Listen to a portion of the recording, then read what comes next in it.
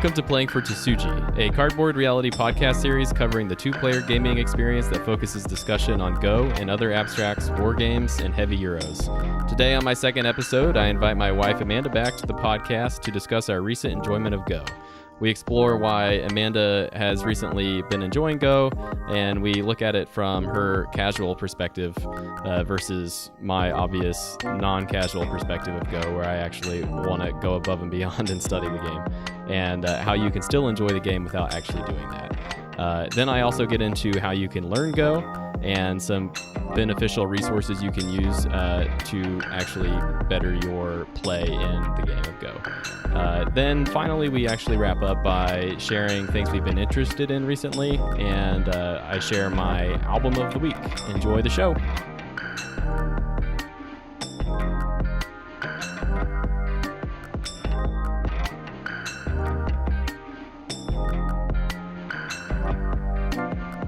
So I'm on with Amanda, my lovely wife.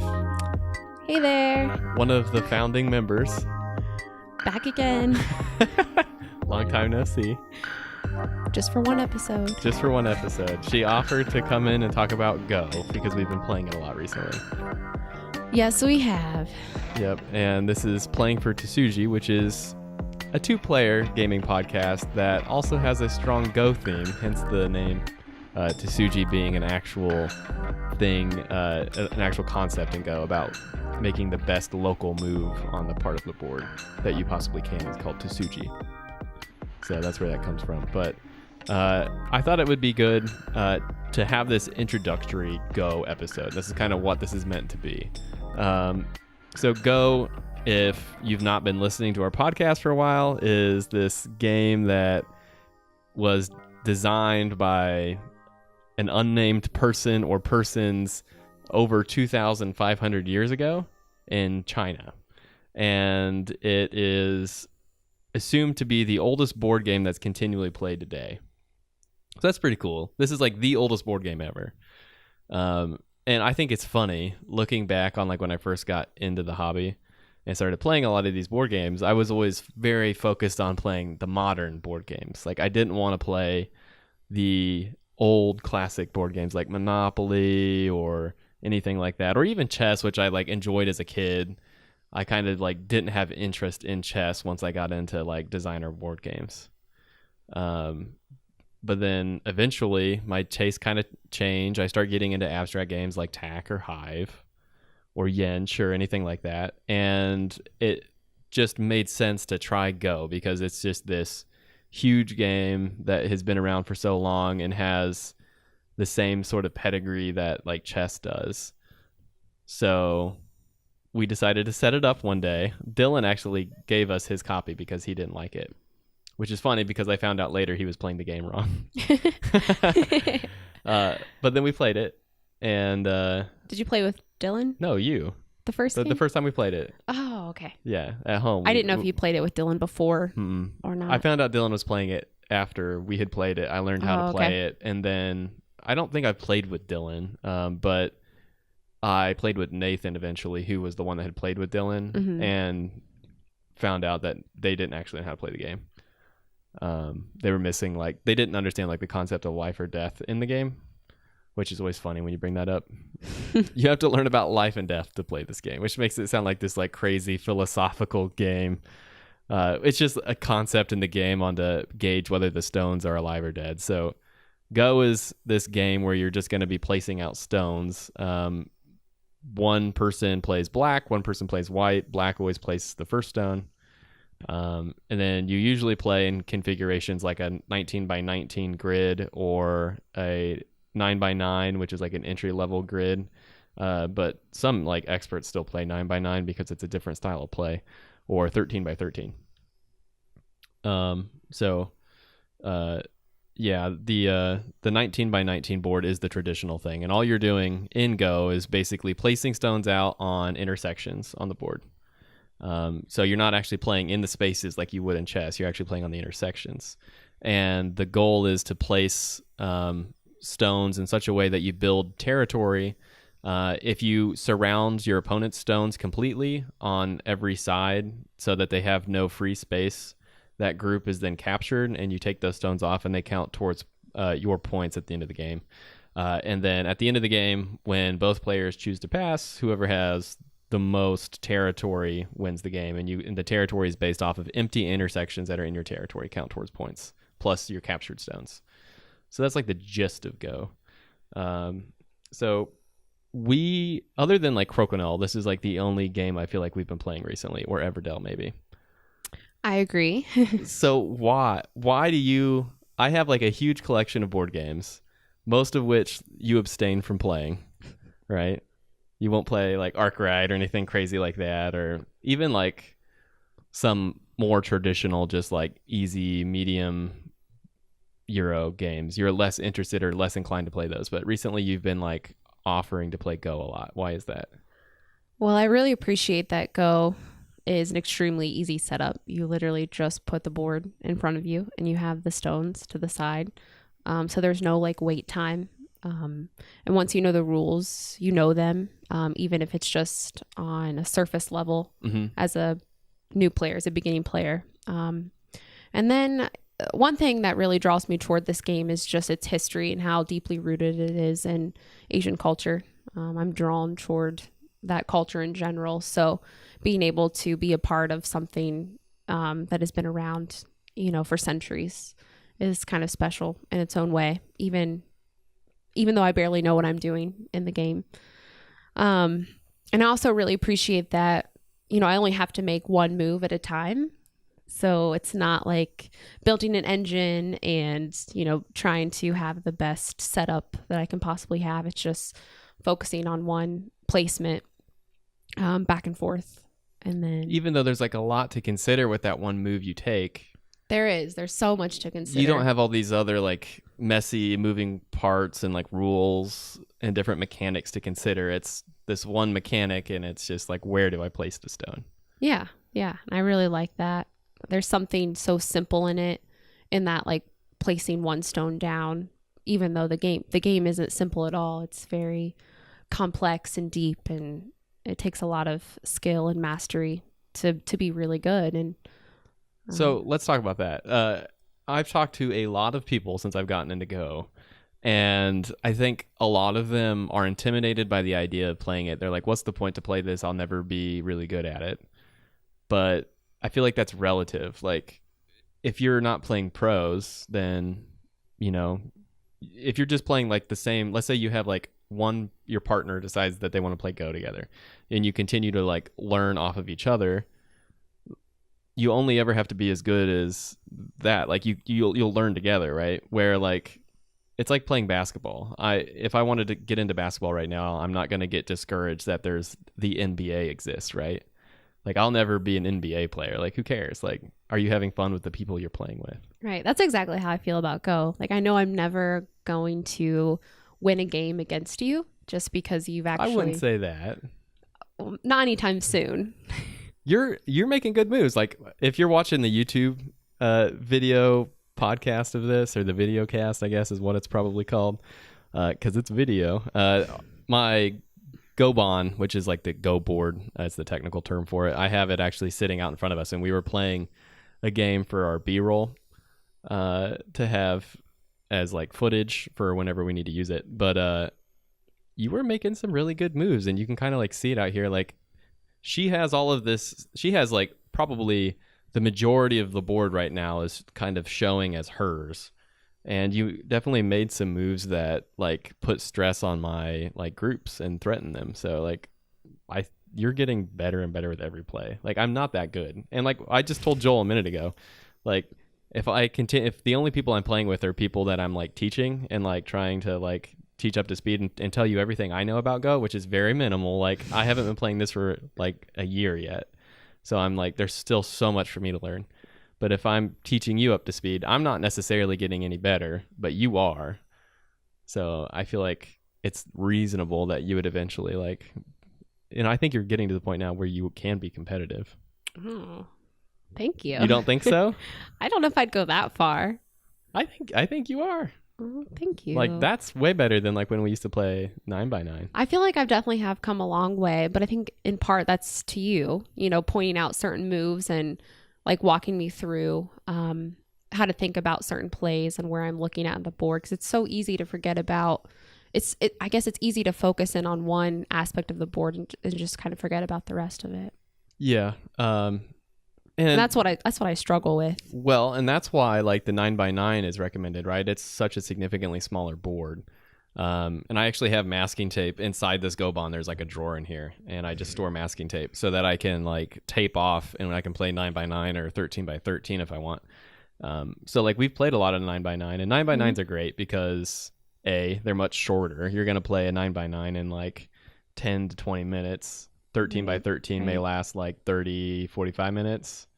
And then the 19x19 can last an hour to an hour and a half. It's less overwhelming. It is way less overwhelming. Although the 9x9 feels like a knife fight in a phone booth is like a common phrase people say all the time. And I feel that because it's like, it's such a tight board. And if you make a mistake, it's so easy for your opponent to capitalize off of that. There's not a lot of room for error. Yeah, it's very true. But it lets the games move quickly, and you learn how to play that local game, which is what you're talking about. Like when you're playing the 19x19, the board is so huge and overwhelming that you get so focused on playing a specific part of the board that you're not paying attention to the rest of the board. The 9x9 throws out the rest of the board. You're just focused on the local play.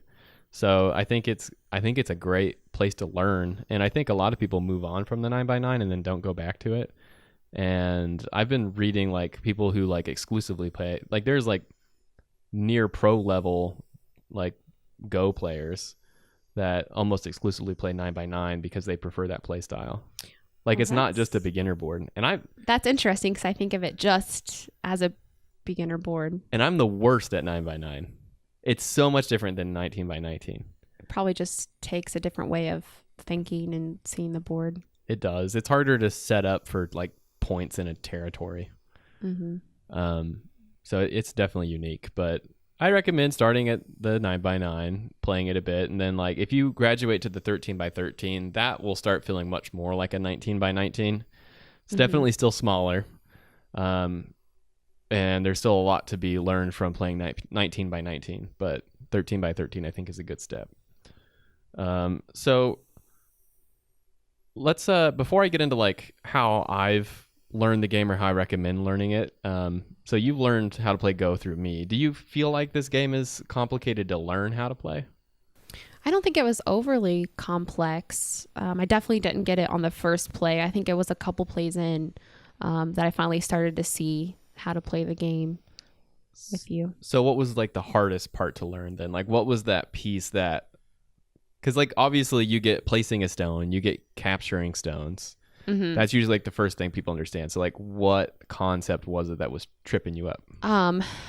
Trying to get like the two eyes figured out, and I still struggle with that. It's still really difficult for me to even attempt that in a game. So you're talking about like keeping your stones alive. So yeah, there's like the concept I mentioned earlier, like life and death, which is just so funny to talk about. But it's basically, this game is all about territory. You're making territory, and then there's a point where you can surround somebody's stones but not fully capture them, where they still have some liberties left, which are like free intersections that are adjacent to their pieces. So they're not fully captured, but they can be considered dead because they have no space to make eyes. And to be alive in this game, it means you need to have the ability, not necessarily that you do, but like for sure the ability to make like two eyes. Because if you make two eyes, that means when you completely surround your opponent, you can't place in one of those eyes to capture because it's suicide, and they still have a liberty left, which is their other eye. If that makes sense for people listening. If not, you can watch a video on how to play it and it'll make more sense to see it visually. But that is the trickiest part of this game, I think, when you're first learning how to play, is understanding, to me, when a group of stones is dead versus alive, and like when the game's over. I feel like it was hard for me initially. I had to watch like YouTube videos to understand like, okay, when is the game over? Because it's like reading a different language when you look at a Go board. Like you have to once you know how to play it and you can easily see if a group's alive or dead, I feel like you can read the board. But until you actually figure out how to read that, like it looks like a foreign language when you're looking at the board. I definitely agree. I still am not able to tell when a game is actually over. I always think it's over before it actually is. Yeah. And I'll like pass, and then you'll still be like making these moves to like still get the most points that you possibly can. Well, and that I think is probably because like that's like the 19 by 19 game, and there's like so many moves that like when it gets close to the end of the game, like when you're passing, like the game's pretty much over, but there is still a couple moves you can like sneak a point out here or take a point from me there, so there's like still play to be had, unless like the game is so lopsided where one person definitely is going to win regardless, then you can just resign or pass, and then if the losing player passes, then the player that has the most territory is going to win. Like they might as well pass. Yeah. There are moments throughout the game where you feel like you might be playing really well, and then it gets closer to the end and you realize all those stones are actually dead. And it's so frustrating because you just didn't make the eyes like you were supposed to. Yeah. Maybe we should that's the most frustrating part. I need to study more life and death stuff too. Not that you have to. For those listening, you can get this game, learn the basics, which I'll talk about in a second on like what I think you should learn. Learn the basics, which honestly are way simpler than a lot of these crazy board games people learn how to play these days. There's so many less rules to this. And like you said, once you know how to play this game, you know how to play it. You're not going to be referencing rules, or you just know like this is how it's played. Yeah, that's one thing I really love about it is there's no going back to a rule book to look it over. It's simple. Quick and easy. Yep. But yeah, if you get your partner and either one of you are experienced with it, you don't have to make optimal moves. Like, like I know like some good opening strategy for 19 by 19 because I've watched YouTube videos and I've listened or read a book on it. You don't need to do those things. If you're playing with somebody that also hasn't done those things, you're going to learn from each other on the best way for you two to play, and then maybe, who knows, maybe at one point you'll be sold on like this game and you'll think it's really fun and you will want to put in that effort, but you'll never have to put in that effort. You don't have to do that. Right. And, I'm at that point where I don't know if I ever will put in the effort to really study and, figure out optimal plays and the best moves. Right. I think just learning as I go with each game it satisfies me just enough. But you still have fun playing against me. Why is that? Like, just from like you're playing against somebody that obviously wants to put in like the extra like study effort. Like that's an appeal to this game, is that I can study it. But you continue to play with me. Like a lot of people would think like, what's the point of playing against him? I could definitely see that. What's the point knowing that you're going to lose each game? You're always going to be like that one step behind. But I guess it doesn't bother you though. I know. I guess for me, I'm not a very competitive person, so whether I win or lose, it doesn't influence my how I feel about the game or the moment that I have during the game. As long as I'm just getting better with each play, that's all that really matters to me. Yeah, and that's something that like I've read online where people talk about how people actually actively seek out or sometimes pay people that are better than them, significantly better than them, to play against them frequently to kind of be like their teacher, because it's one of the best ways to get better at the game if you really want to get a competitive edge. But even more than that, like they find enjoyment out of trying to better themselves. So like they're not, even though they're playing against the person that is like really good, which I'm not really good. I'll have everybody on this know. I'm not very good at this game at all. I just happen to know a little more than my wife does. You're the best player that I know. In real life, I guess, maybe. But it's one of those where you can play against somebody that's better than you and don't be so concerned about beating them. Play multiple games against that person and always try to do better than you did last time. And it's about beating yourself. Like think about it as like you're playing against this AI that from a board game, like, and you're not going to be able to beat this AI because it's difficult, right?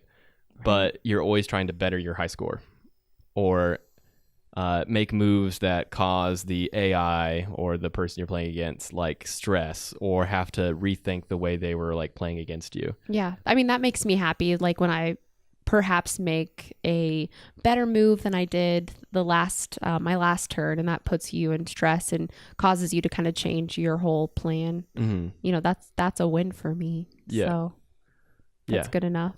And every time you play this game, it plays differently. Like, you're still just putting stones on intersections, and like as a passerby walks by, they're like, oh yeah, it looks like they're playing another game of Go. But every game feels different because the local battles that happen on the different parts of the board and the way events like play out, it just always to me feels different. There's always a new puzzle and something different to consider from game to game. Definitely. And it's so beautiful too, just looking at it with all the stones laid out. Is one thing that, like, when we first really got into it, both of us love Asian themed stuff, which you mentioned earlier. And that actually stems from you because you watch a lot of like Korean dramas, and we've gotten into like a bunch of like Asian cuisine and things like that. So like we actually own quite a bit of like Asian themed board games. Like, that's something that we always just enjoy, that theme. Yeah. So to like have like the most authentic Asian board game of all time is just awesome. And this board that I have in front of me is this big Chinese Goban board. It's actually like, I think, themed after like the Chinese style.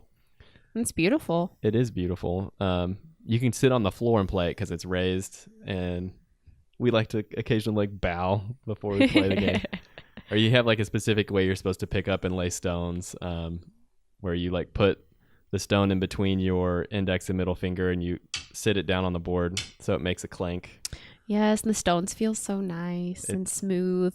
Yeah, part of it's the experience. Granted, you don't need to spend, $200 on a board. You can definitely not get like a cheap one for under $20. Just makes the experience a little bit better. Or make your own, So let's just talk about how to learn this game. So if you wanted to get into Go and you're really serious about learning how to play it, it's really not that hard. I would basically all I did was watch a couple YouTube videos. What you need to do is probably look up a YouTube video on the basics of Go, how to play Go. They're going to tell you about liberties and how to capture stones. Then if it's not fully clear how to play the game, make sure you watch a video that's specifically on like life and death and how to know if stones are alive or stones are dead. There's a bunch of YouTube videos about that. And then I would also search how to know when a game of Go is finished. There's YouTube videos on that. And then there's also YouTube videos on scoring. So if you need help with scoring, you can watch a YouTube video and they'll show you how to do scoring. If you do scoring, I recommend doing Japanese scoring because it's easier, I think, in general. There's going to be less errors probably when you're counting it manually, and it's much easier to count and see. And I know I just said, like, watch 3 different videos, and that sounds like a lot, but it's not. Like, the basics of Go is literally placing a stone down. If you surround your opponent's stones, you capture them. So you're going to watch a video, and they're going to go over basic stuff like that. Then you watch another video just to understand how do I tell if a group of stones is alive or dead? And then you watch one on how to know when the game's over, how to score. What, that's like 30 minutes? Yeah, it's probably video maybe. Time. Yep. It's not that bad. And you could just watch like the introductory, like how to play Go, and then go download a free Go app on your phone and play against AI, and you'll start learning that way too. The best app that I would recommend is called Crazy Stones, I believe. And there's a paid version and a free version. The free version is missing some features and it has ads, I think. But the paid version, the premium version, it's actually kind of pricey. I think it was like $15 or $16 or something. But if you're dedicated to Go, don't buy that until you're into it. But once you're into it, then buy it because that app's amazing.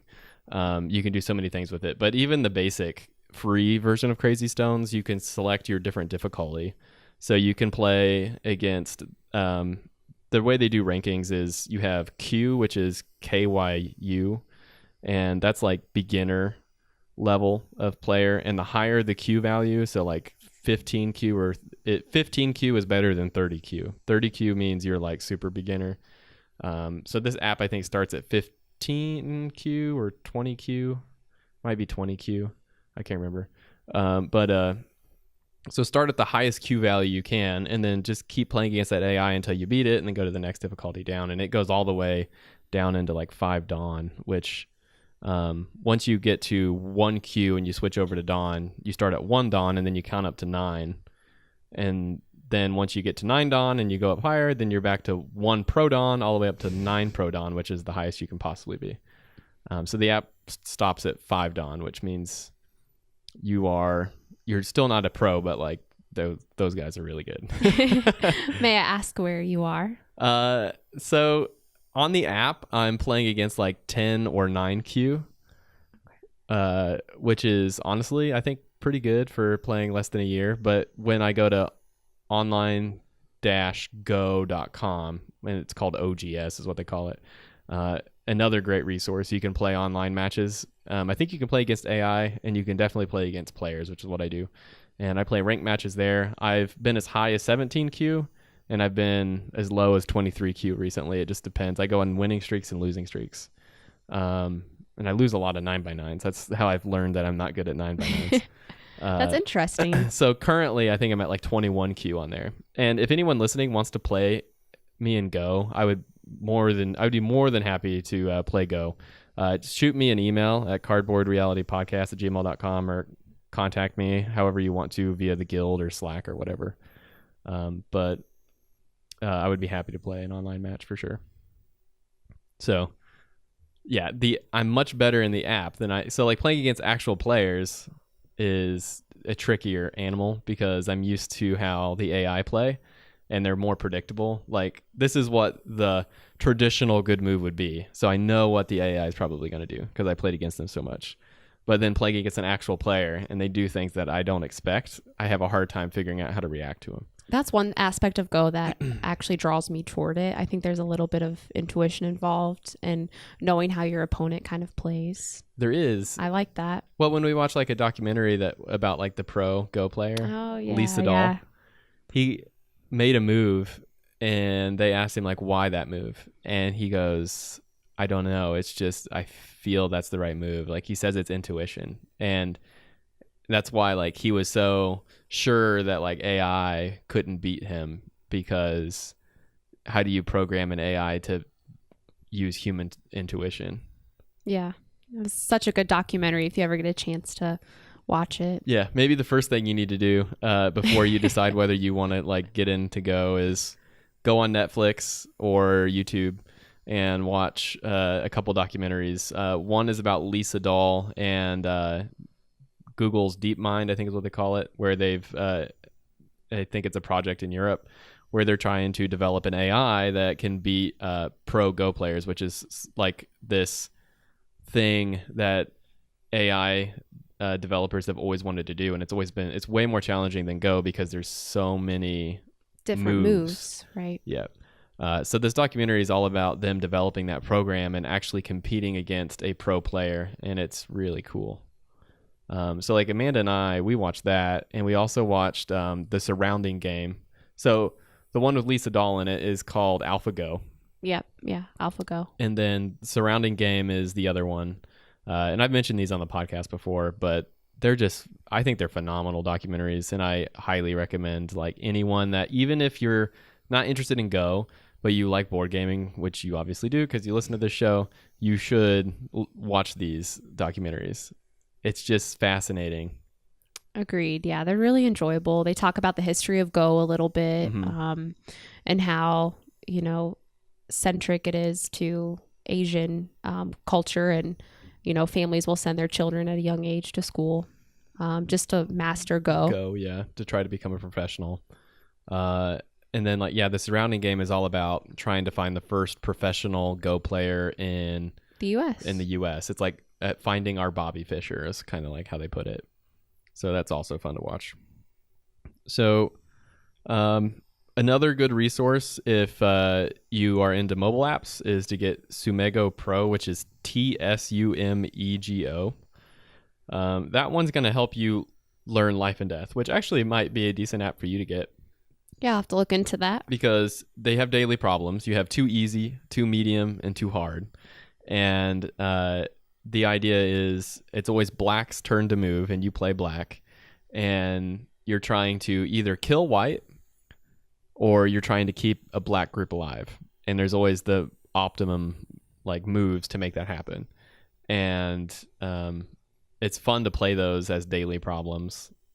Like if you have a quick second, you're waiting in line at Starbucks or something, you pull that out and you do one of the easy problems and you go on about your day. So will it go through like after the play is over? Will it go through like so if you the make, optimal way? Yeah, usually if you make a move that's wrong, it'll tell you it's incorrect, and then you can restart. Oh, okay. And think about it again. And then if you make a move, sometimes you can make a move that's not right, but it's close enough that like it doesn't tell you it's wrong, and then you make another move and you find out it's wrong. But you can also hit the question mark on it and it'll actually tell you the move you should make.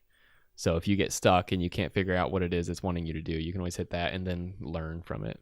It's like playing with you.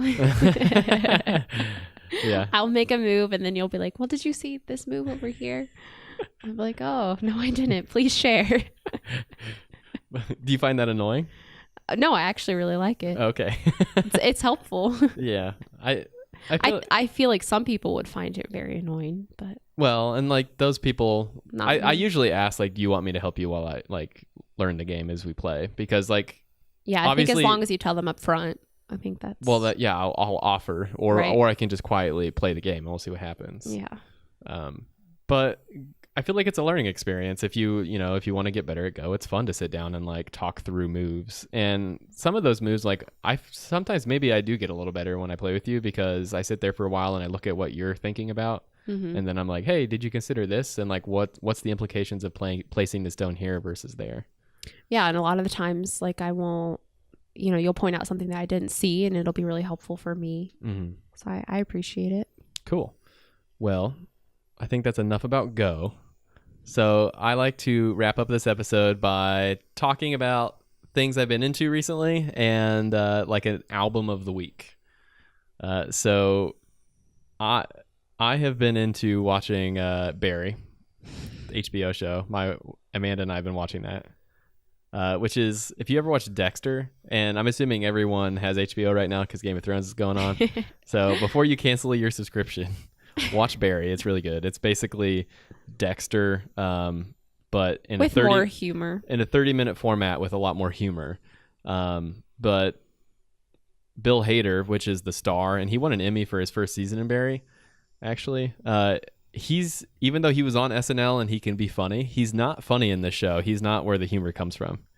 Not at all. It's like No. everybody else, but not him. Yeah. So he's a ex-Marine. This is no spoilers. Ex-Marine, and he's basically a hired hitman. And the first episode, he gets into this acting class and finds out that he actually wants to act and try to leave his hitman life behind. But obviously, it's not that easy to leave a life of killing behind. Right. There's a lot of loose ends and yeah. complications. He's trying to discover his self-identity. Mm-hmm.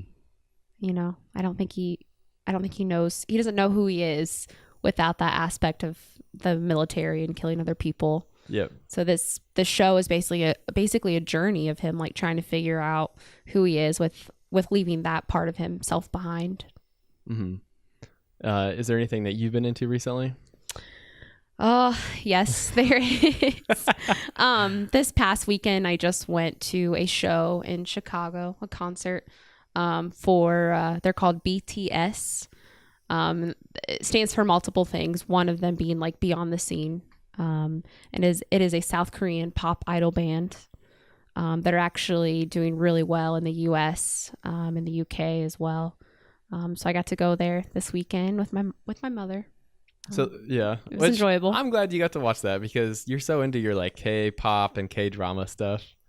Oh yeah, definitely. It's just like a different world, and getting to like see them live and see how happy they are when they perform. It was special. It really was. Yeah, I'm glad you liked it. Yeah, I did. The other thing that I've been into recently, if you are watching Game of Thrones and you need more political, fantasy, medieval stuff in your life, look up the author Guy Gavriel Kay if you like reading. I'm reading a book from him called Under Heaven, which is about the Tang Dynasty, but it's set in an alternate world that has slight fantastical elements, but it's primarily historical fiction. But all the characters have been renamed and the situations are slightly different, but they're based off of historical events. So it feels like you're reading a historical novel with a fantasy flair. But his writing is like very like poetic and beautiful. And he has a whole bunch of different books, and they're all typically standalone, like 400 some pages, but it has a lot of like political medieval intrigue in it.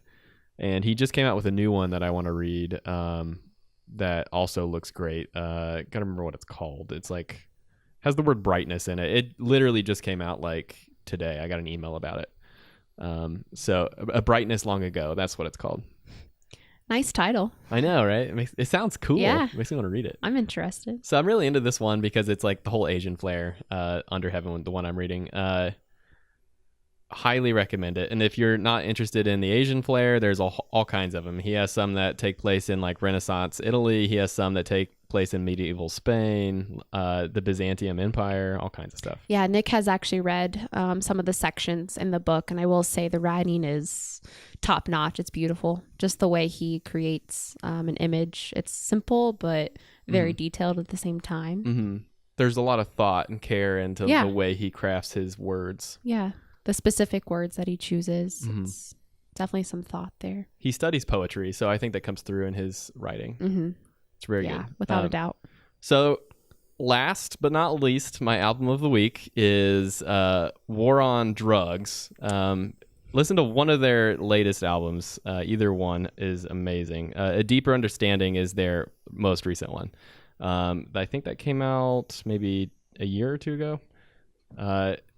The War on Drugs is a, I guess, rock band that kind of has like this whole Dire Straits sort of like sound to them, or like kind of old school like 80s rock, but it's not like hair band 80s rock. It's more mellow and like darker. Yeah, very mellow. And it is dark too. And the songs are longer. There's a lot of like really nice guitar solos in them. I just absolutely am blown away by it. A Deeper Understanding. That's my album of the week. I recommend listening to it if you like rock music. These guys have gotten really pretty big after they dropped their second newest album. They got really big after that, which I'm drawing a blank on the name of it. It's Lost in the Dream. That's the other album. So either one of those, they're both phenomenal. Their older music is also good, but they've definitely found their sound in the last two albums that they've done. Just really good. And I'm guessing you're going to recommend people listen to BTS if you like pop music. Yeah, I mean, their music is fun. It's definitely something you can dance to. It makes me happy every time I listen to it. It's very it has a positive meaning to it. You know, you have to look up the music in English because a lot of their songs are in Korean. But yeah, that's definitely who I would recommend. BTS, if you're into that sound. And then Head in the Heart, you know, if you ever get a chance to check them out. Your favorite band. Yeah, they just have such a good sound to them. They're very clean. They're very clean. It's because they're so good. They sing in like, they have like a very good melody, I think, when they sing. Yep. They sound really well together. All the different components, the voices that they have blend really nicely. You've dragged me to 2 of their concerts. So good. Yeah, they're not bad. Especially if you like that like Avett Brothers or like Lumineers kind of sound. Yeah, they're kind of in that vein. And they're definitely like, when you see them live, like you can tell they have that stage presence. They're pretty good. Oh yeah. You can tell they have fun being on the stage and doing what they do. Yep. Cool. Anything else? That's all. All right. Well, thanks for listening. Thanks for letting me be a part of the show again for one episode. Absolutely. Keep cardboard gaming a reality in your life.